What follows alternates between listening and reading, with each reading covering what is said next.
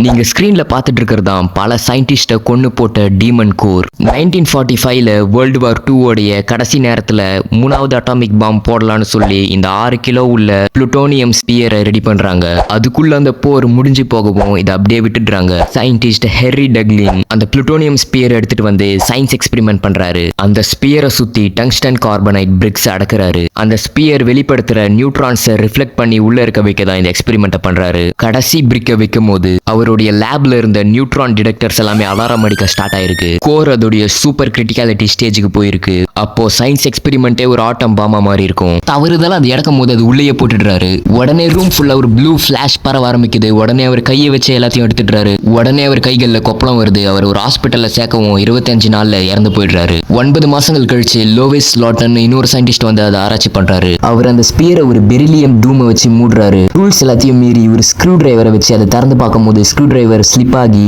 Blue flash திரும்பவும் வருது. இவரும் பயந்து போய் அந்த டூமை கையில எடுத்துக்கிறாரு. அப்போ அவர் உடம்பு மேல 210 சிவிஎட்ஸ் ரேடியேஷன் பரவுது. இவரும் 9 நாள்ல இறந்துடுறாரு. இதுக்கப்புறம் தான் அந்த ஸ்பியருக்கு டீமன் கோர்னே பேர் வந்தது.